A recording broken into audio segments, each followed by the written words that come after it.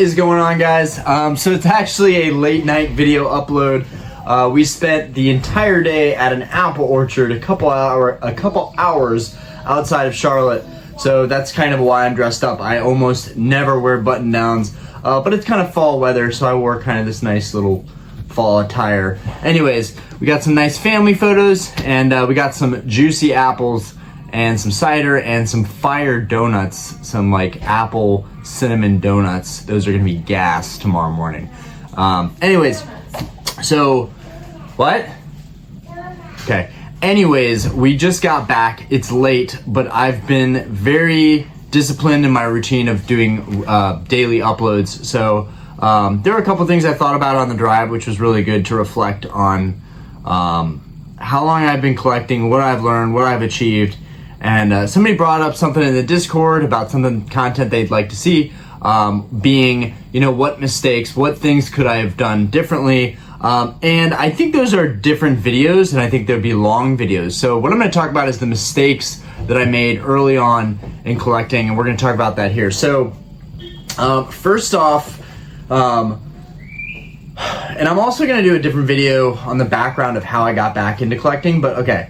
First off, don't overspend. Don't spend more than you're actually making. This is something that I did regularly.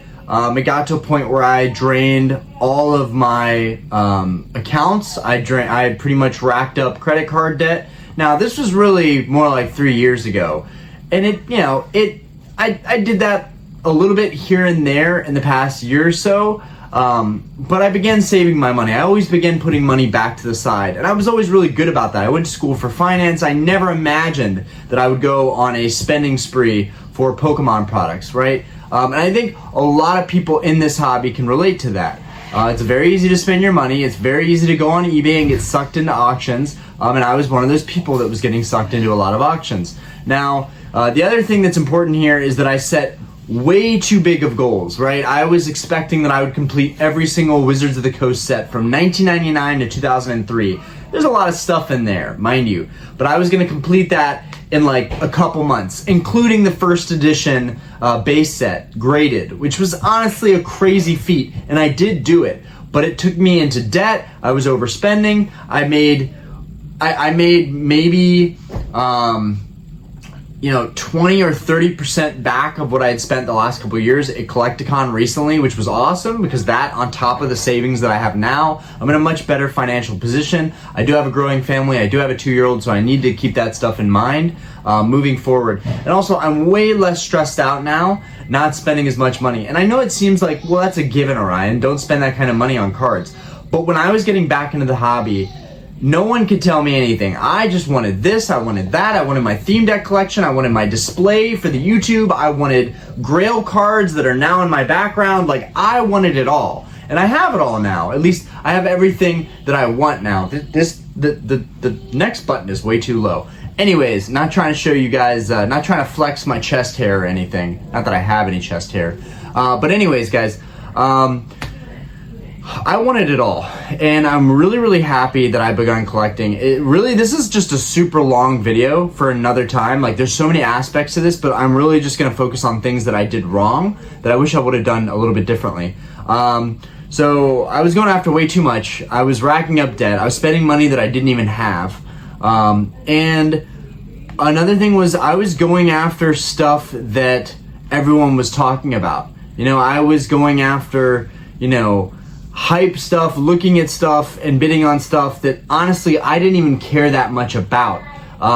Some of those things were sealed products that ended up working out really nicely. One of those being Evolving Skies. I invested heavily in Evolving Skies. It's a modern Pokemon set. It's from Sword and Shield, which was the previous era to this one. That's when I really got into investing in sealed product. I was around during the Sun and Moon, the tail end of Sun and Moon, but I really didn't take advantage of it and kind of hate myself for that. Again, I wasn't into Sun and Moon, but the hype around Sword and Shield was so crazy that, of course, it drove me into buying a lot of those sets. And now I look back and I'm happy I bought those sets.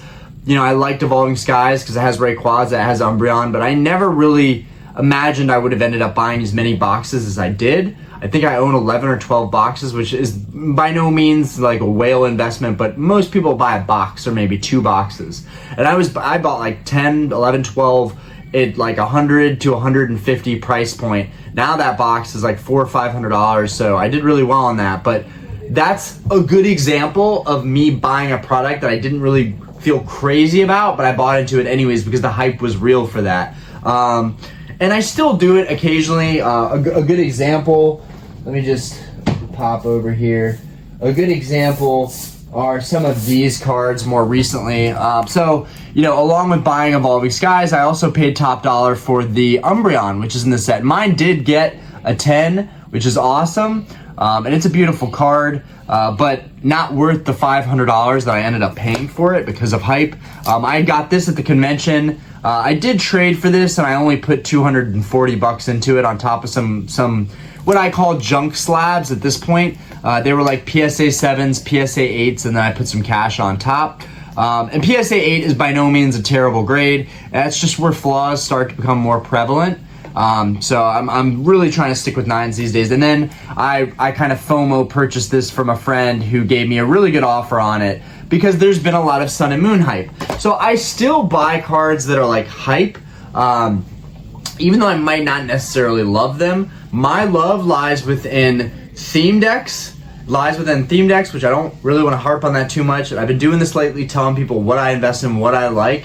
I really shouldn't do that because I want that stuff to be mine. I want to be able to collect more and more and more of it and accumulate it. I don't really want the whole world, you know, interested in theme decks and grail cards. But that's the stuff that I personally like the most. And for the longest time, I avoided buying that stuff just because I was like, oh, well, it's so much easier to just FOMO into what everybody else is doing. Oh, it's so much easier to just buy these cheaper cards now that might have more growth. But the thing is, the older stuff, like the vintage stuff, the fine wines of Pokemon, that's the stuff that matters most to me now. And I know that now, and I'm set on that now, and I believe in it now enough to consistently pass up, you know, other auctions and other opportunities that are really good, even people reaching out to me to sell me stuff, because I've gone through all of it. I've, in the last couple of years, experienced everything from buying terrible collections to overpaying for singles to hyping and FOMOing into sets and certain cards. And these are things I want to get better about, even though I still feel that you should invest in every single sealed product,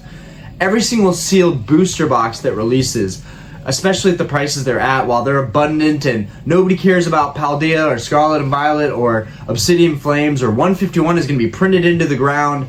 I don't care. This stuff is abundant. That's why it's a great time to invest in it. I still think you should invest into all these sets.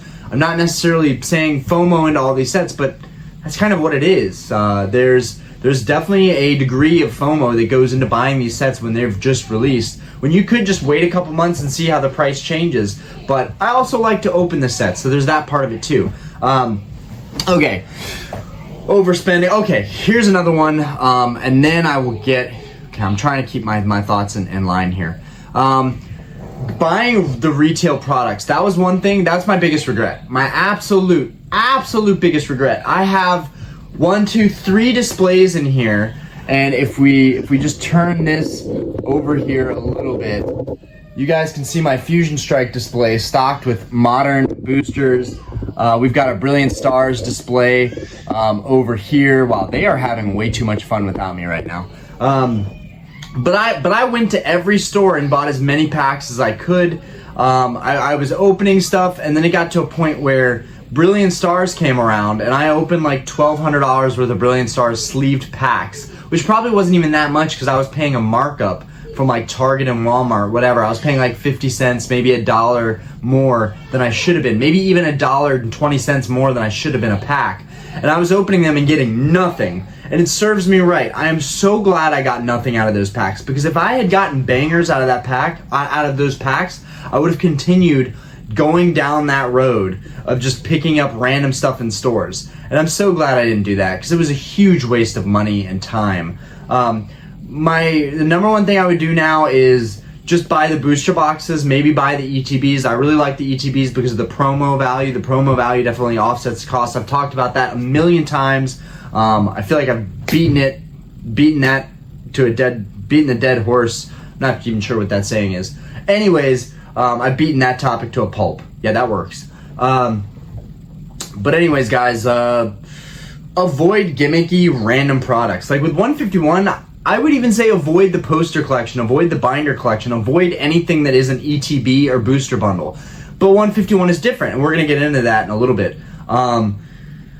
Don't buy products at retail stores. The only time to buy products at retail stores is when you know a release has a really strong demand, when the cards are strong, when you love the set, when your gut is telling you, like, this is my favorite set, I'm in love with this set. Buy into that set. I met a guy at the bar last night who loves Paldea Evolved because of the Ayano. If you love that card, if you're into waifu, then buy into that set heavy, because the chances are there's another person out there who's into waifu as well who will buy that set down the road for more.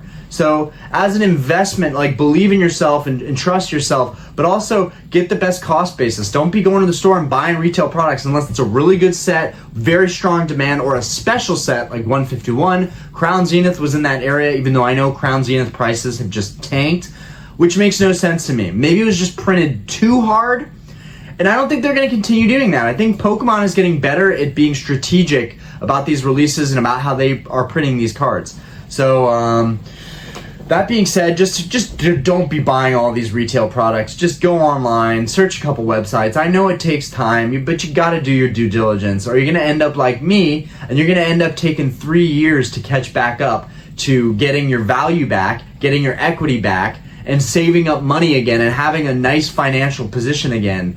You know, even after I bought my house, I was set. And then Pokemon came along and I just blew it. I just blew it. And I'm okay to say that because I'm building it all back up now. I invested heavily, not only money opening products and doing mail days. And you guys remember, if you guys are OGs, you remember the mail days and how cringy those were. I would order so much random product, and half the time I was not even happy with it. I would moan and complain about, you know, certain conditions of cards. And it's like, Orion, you're buying a ton of cards off of eBay. What do you expect? So, and these are all learning experiences. And now, you know, I don't know, maybe you learn from your own experience like I did, but I'm just telling you guys what didn't work out for me. And, you know, in some ways it worked out perfectly, because here I am now ranting about it, making content about it, talking, making videos that this channel has thrived on. And it's really amazing, guys. It's really amazing. And also, thank you guys so much, because we're right about to hit 3,000 subs. I need to make a separate video just like bowing down and appreciating you guys for that, because that's amazing, and I feel unworthy, and I'm very appreciative and grateful and humbled. Because I'm just doing my thing. I'm just an average guy. I'm ranting. I run a bar. I have no idea what I'm doing half the time. But I have learned a lot in this hobby over time. And, you know, I'm humble enough to say that I don't know what I'm doing. But at the same time, I kind of know what I'm doing, because I've been doing it long enough and staying with it and staying in this hobby. That the easiest thing you can do to learn everything you need to learn without even me is just stay in the hobby. Just stay present in the hobby. Keep looking on eBay, keep watching auctions, keep watching cards, just learn about the market on your own, and all that stuff comes naturally. It comes with time. I really believe that. You don't have to be a genius to be great in this hobby and make plays and you know, make great investable decisions. Okay. Don't buy products. Retail. Okay. Another thing, don't buy the cheapest products. Sometimes, like, don't buy the cheapest cards you can find, right? Okay, it's Charmander in here, for example. This Charmander, I just put this in here for the video the other day. But okay, let's say this Charmander is a special Charmander and it's worth $100 in a PSA 10, okay? And in a PSA 9, it's worth $30, okay? But in a PSA 5, it's only worth, it's $3, you know? I would not say to buy the cards because they're the cheapest cards and you can get as much as you want. Don't do that, because at the end of the day, you're gonna look back at that 5. You're gonna look back at those lower graded cards. The same applies for raw cards. If the bids aren't going that high and you're like, I got a really good deal on this, there's probably a reason for that, right? There's enough people in the hobby and there's a big enough market that there's always another competitive bidder or buyer. And if no one's willing to pay for that card, why should you? And all that to say that, like, it's not all about getting the cheapest cards. And I think a lot of seasoned collectors know that already. A lot of you guys are gonna know the stuff that I'm preaching right now. But a lot of people coming back into the hobby, especially because of 151, are not gonna know this stuff. And I need to let you guys know. For the new collectors coming into this hobby, I need to let you guys know. It is my duty to let you guys know. Don't go crazy with it. Take time. Learn about all the cards. Do your due diligence. Ooh, tongue twister. Do your due diligence, okay? Learn about the cards. Go on PSA, the cert verification lookup, and look up the certs of cards that you're looking at. Learn about what it means to have a new cert or an old cert. Learn about what it means to have a low pop or high pop. Learn about why a card is good to grade and bad to grade based on these factors. Learn about why it's good to invest in or not to invest in. These are things that I can talk to you about, but these are things that you're gonna need to take on and you're gonna need to learn on your own, the hard way. No one's gonna do that work for you. And unless you really wanna be savvy in this hobby, you are gonna have to do that stuff yourself. Yeah, due diligence. Due diligence. That is it's a major keyword there. I had someone ask me, how is it that in 3 years, Orion, my collection is somehow worth, and this isn't saying much because I bought a lot of junk. I bought a lot of modern product. I should have been more efficient with my money. And I'm very lucky that I was able to rebound from that the channel is doing well, that my eBay did well, my Mercari did well, that I cashed out at Collecticon. I have been lucky. I don't believe that I'm just, I mean, I hustled my butt off these past couple years, but I have been lucky and fortunate as well. And I have a great job that, you know, I can really fall back on. I operate and run a bar, I get cash tips, I also have a salary. So that's really helpful because even though I can factor in my salary, I have no idea what I'm gonna make cash tips. I can make less one week, but I can make way more one week. And that helps me kind of, you know, balance out, you know, mistakes and cards that I'm buying, because I'm like, okay, well, if I made really good tips this week, I can afford to put a little bit more in this card than I would normally put in with what I make in a week typically. Anyways, last but not least, don't beat yourself up. Don't beat yourself up for making purchases and looking back and being like, that was a bad call. We've all been there. And at the end of the day, if you're willing to hold on to products long enough, that value is going to come around. It's not going to, I can't say that for everything, but almost all sealed products, if you can hold them long enough, they're going to come around. Most cards, if you overpay, but they're in a grade 9 or grade 10, depending on how much you overpaid, like if you overpaid 10, 20% of what the true market value is, you're fine. If you overpaid 30 or 40% and you just didn't look into the sold listings at all for what that card recently sold for, then you're screwed. That could take, you know, 5-10 years to come back. But then again, who knows? The Pokemon market has been crazy. We've seen some really exponential growth the last couple years. And I majored in finance and business. I know a thing or two about numbers and about investability of things. And I look at Pokemon and I see this amazing opportunity to not only enjoy something and enjoy having cards again and feeling like I'm a kid again, and that, you know, the world is my oyster, that there are so many possibilities. Like, I feel young again collecting cards. That's a big thing for me, you know, especially because now I have a 2-year-old. Life is moving really, really fast for me, and it just feels like I'm getting older and older really fast. And Pokemon kind of keeps that at bay a little bit. And there's money in it, and it's investable. So that was a big draw for me. And if you play your cards right, it really works out nicely. Now, I will say, if you ever want to start a YouTube, highly recommend it, because that really supplemented me to being able to collect more stuff. I enjoy, you know, talking about the products and sharing stuff with everybody. The things that are really hard for me is, like, if I get into a hobby and I can't share it with anybody, it's really hard for me to enjoy that hobby. It's really, really hard. If anything that I've ever stopped, and there aren't too many things that I didn't keep up with. Like, I was a sneakerhead, and even now, I always bring the sneaker up because I love it.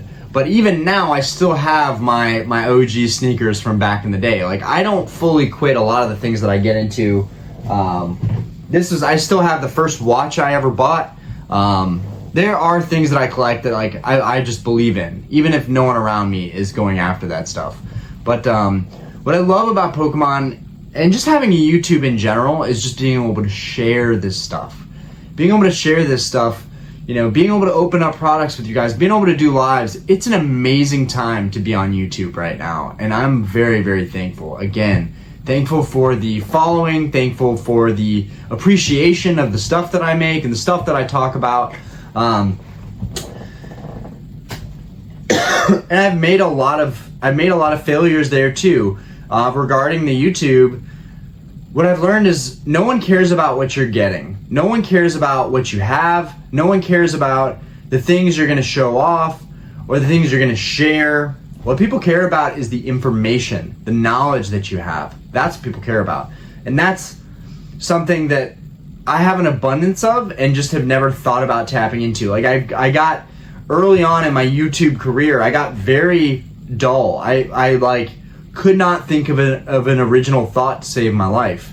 And I started thinking, you know, I'm always able to talk about all these topics with my friends and with people that I met on YouTube, and we have endless hour-long conversations into the late night as if they're my girlfriend or something. It's weird. And even my Diana, she gets a little bit jealous about it sometimes because I have long conversations with like all kinds of individuals, even more so now with people texting and Instagram and comments in the YouTube that I'm like desperately trying to keep up with, which I try and respond to every single comment I've ever gotten. And that's kind of crazy, guys, especially as the YouTube increases and there's more volume. Really, really hard to keep up with all that.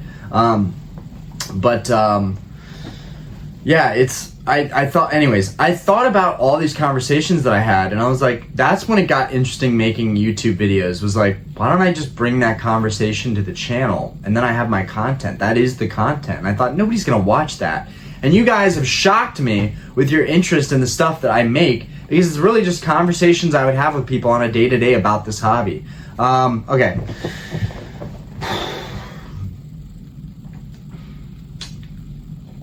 Anything else I can think of?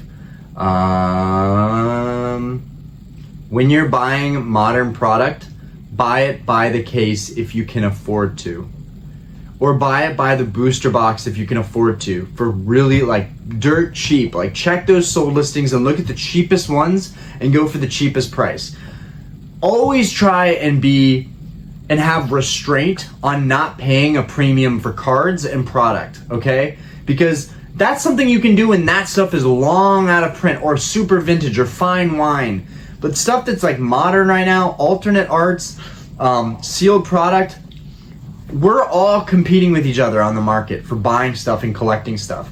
If we are all pulling our offers back a little bit, if we're all, you know, showing a little bit of restraint for this stuff, especially with the Van Gogh promo that just came out, you know, God, it sickens me that people would be willing to pay $100, $200 for this promo. Like, it was a free card given out. No, I'm not paying a dime for that card over merch price. You know, it's just ridiculous. And if the market as a whole would come together and say, guys, do not do this, do not buy into this, do not fuel this insanity, we wouldn't be where we are today. It seems like no one's tried to be like, we're in a bubble, we need to stop investing in this product. It has gotten absorbent. And you know, I think people talked about that and mentioned it a lot, and I'm guilty of gassing up sets and saying, you know, I think we should be investing in this stuff. But that's a lot different to say I think we should be investing. I think there's opportunity here based on past history. That's different than saying everything is to the moon, Pokemon is solid, this franchise is strong, which I do believe. I do believe it's strong. I believe Scarlet Violet was a little bit lackluster overall, but I think they saved the day with 151, and I think they saved the day with that UPC that they kept as a separate release. They keep your attention with it. Everyone's still opening 151, and if they can't get it, they've got to get the UPC and pay a premium, which the UPC should be $80 and it's $120. Ridiculous. we should be getting those promos for free, in my opinion. It's just so much craziness going on. There's so much craziness, and I think it's about to come down. That's the only rational thing. Like, why would the price of all the cards just keep going up? Why would it keep going? It continues to. I'm seeing a couple vintage cards. I'm seeing a couple cards that are niche, kind of wibble wobble. I'm not like sure what they're doing, and I'm almost afraid to invest into them, because if they go down in value even $100, then you're just losing money on that product. So that's one thing. That's definitely another failure. Don't be so hasty to invest in everything. I'm starting to accept now that instead of thinking that things are all going to work out for me, I'm starting to think that, like, you know what, I'm willing to just lose my investment in everything I invest in, and just look at this as all a luxury. It is an investment in my head, but also I have to think of it as, this is a hobby, it's a luxury, and whatever happens, happens. I'm here, I have my collection, I love it, I get to share with you guys, I built a platform, no matter what. Like, that's the other thing. YouTube is very anti-fragile. You can fail at so many things in this hobby, but if you have a channel and you're making content and you enjoy it, then you're winning. You're winning no matter what, because at least you enjoy making the content. No matter if you appreciate the cards or if they're losing value, at least you're making content and you enjoy doing that. For me, it's a creative aspect that I just can't shake. I love it. And I'm very, very happy to be where I am with the channel. I'm trying to think of any more mistakes right off the top of my head. I had those good couple. Practice restraint. It's very important. There's always another deal. There's always a better deal. So I was working at the bar the other night, and there was this theme deck that I really, really wanted. And I've typically seen these theme decks go for $800-900. And, you know, the last one I lost, I was really upset about it. I was like, you should have made a better offer. But then I just saw this one go the other night for $560. Now, I was so busy and slammed at the bar that I didn't bid on it. But the last one sold at like $900. And then this one sold for $560, almost half. So it's a very niche, very rare theme deck, very valuable. It was a Sky Ridge theme deck. You don't see those very often anymore.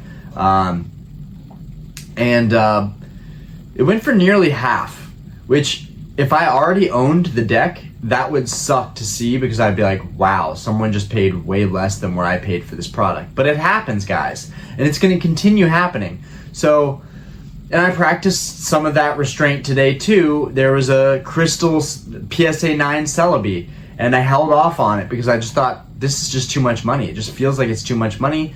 Looking at the last sold prices, I've seen a couple of these go for around $1,000, and the Crystal PSA 9 Celby went on Z&G Emporium for $1,233, which was to me ridiculous. A ridiculous price to pay. That person ended up paying like $1,350 after taxes, which is a lot of money, right? People are not able to sell that card for $1,500, and at $1,500, they're just recouping the $1,300 they spent originally. So, guys, there's always going to be a better deal. That's the best advice that my dad has given me. There's always a better deal. He's told me that with watches, with cars, with Pokemon cards. He's like, you didn't get the card you wanted. And, you know, it's even more annoying because now I'm talking about Pokemon cards, and he's like, Orion, it's just a Pokemon card. You're going to be okay. You didn't get the card you wanted, but you've got a beautiful family and a bar that's successful, and that's enough. It really is. I'm a very lucky, fortunate fellow. But yeah, all that to say that there's always a better deal. You know, you just have to be patient. One thing that I'm loving right now, I haven't bought anything this week. And guys, that's amazing for me because I'm a kind of a shopaholic when it comes to Pokemon cards. And I've made videos about my addiction in the past, and I feel like I've finally gotten past that. But I've got a lot of growth to do, and I admit that. And I want to spread that message as well, that this is a marathon. It's not a sprint, it's a marathon. Accumulate product within your means, save on the side, and then when something does come up and you really gotta have it, you'll be able to make that purchase and you'll sleep at night. That's really, really important. There are too many times, yeah, here's a good one. Too many times have I bought something and been unable to say no, and bought something or accepted an offer just because someone gave me a counter offer, and I was like, well, I can't say no. I'm the one who offered them to buy it in the first place. And I go to sleep at night and I literally have had trouble sleeping because I'm like, why did I spend money on this? Like, guys, don't put yourself in that situation. It's not worth it. I'm sure it takes years or months or days off of your life. Thinking about that stuff, thinking about, bad purchases, it causes stress, it causes anxiety psychologically that messes with your mental health. Like, it's not worth it. And not enough people are talking about that aspect of it. And I feel like one of the few that has, because I've experienced it firsthand. And I don't want other people to have that same bad experience that I've had, where I just was buying stuff that I didn't even want or need just because I got a good deal on it, essentially. So there's always a better deal. Be patient. You'll be so rewarded. You'll feel so much better. Like, I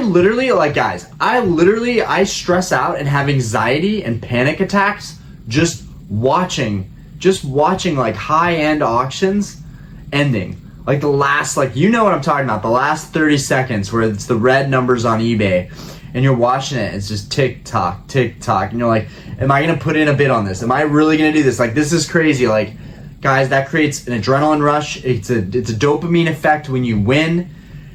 And then after all of that, if you do win, there's that remorse. There's that repercussion, that side effect that you're not thinking of, where you look back and reflect on what you just did and you're like, oh no, like, this is gonna stress me out more than it's gonna make me happy with the card. And I've done it so many times. It is what it is. I have the cards that I have now, but every single card that I show you guys, including this one, which I recently got from Collecticon, every single card that I show you guys, these are amazing cards, guys. They're amazing cards, but every single card that I picked up here, there's not a single one that I did not at night. Why don't I focus that in on my Nido King? Focus in on my Nido King. There's not a single one of these that at night I did not think about and think, did I really need this? Did I really have to have this card? Why wouldn't it focus on my damn Crobat? A lot of this stuff just wasn't necessary. And I picked it up because it's like, oh, these are grails. Like, I need these cards. Like, I gotta have them. I'm trying to collect the gold stars. Why isn't this Groudon showing it all? For some reason, the holo on this Groudon just is not wanting to pick up on camera. But, whatever. The 3 legendary dogs. And I'm happy to have them. I'm happy to look at them now. But a lot of this stuff, Shining Celby, I don't even like Celby, guys. I bought this card, I don't even like Celby, which is why I'm glad I didn't win the Crystal Celby, because it's a card I don't even really like. Shining Noctowl, Shining Mewtwo. That's like most of my griddles. And then I got these guys back here. But like, you guys get it. There's a lot of stuff there, and I can still sell this stuff. But I also like some of these cards, so I'm just gonna keep them. I don't need the money right now, but guys, so many cards that I bought and thought about at the end of the night, and just knew that I shouldn't have. Now it's different with some of these cards over here. Gold Star Pikachu, first edition Charizard, my Gold Star Rayquaza. Those are cards I absolutely love and adore, and so it's really, really easy for me to spend that money. I'm so happy to look at those cards. Those are the cards that you should be buying. Like to have a nice collection can literally just be a couple cards. It can be a couple cards. They don't have to be the most expensive cards in the world. They just be a couple cards. I honestly keep it simple. That's another one. Like, I failed in the respect that I was collecting anything and everything. And I've trimmed a lot down. Like, man, have I trimmed down my collection. A ton. But there's still a lot of stuff that I don't need. And that's something that I need to face at a certain point. My garage is stacked full of modern products. I can't even get to the boxes. I can't even get to the bins because we have so much dog foster stuff in front of those boxes. It's just craziness, and you don't want it to get to that point. So I don't know. I hope this video was helpful, guys. Honestly, just like friend to friend, just telling you guys mistakes that I've made. I'm open enough and vulnerable enough to admit that I have made mistakes. I'm in a much better place now, but you know, easier said than done. Definitely had to make those mistakes over and over again and train myself to not do the insane things that I was doing again and again and again. You know, doing the same thing over and over again is insanity. So, and with that, I'm gonna let you guys off. Let me know in the comments if there's anything you've ever done that was really, really stupid and you beat yourself up about it. We've all been there. I'd be lying if I said that I haven't made over 100,000 mistakes in this hobby. And I think it's part of the learning process. Success isn't sweet without some sort of failure, because it allows you to gauge, you know, where you're coming from. If you're just winning over and over again, it's kind of weird, and I would expect that it would take some of the fun out of things. You know, it's natural to mess up and end up following that with a really good decision and, you know, learning from past mistakes. Anyways, peace out, guys. This video was already way too long. God, I hate when I do this. Peace.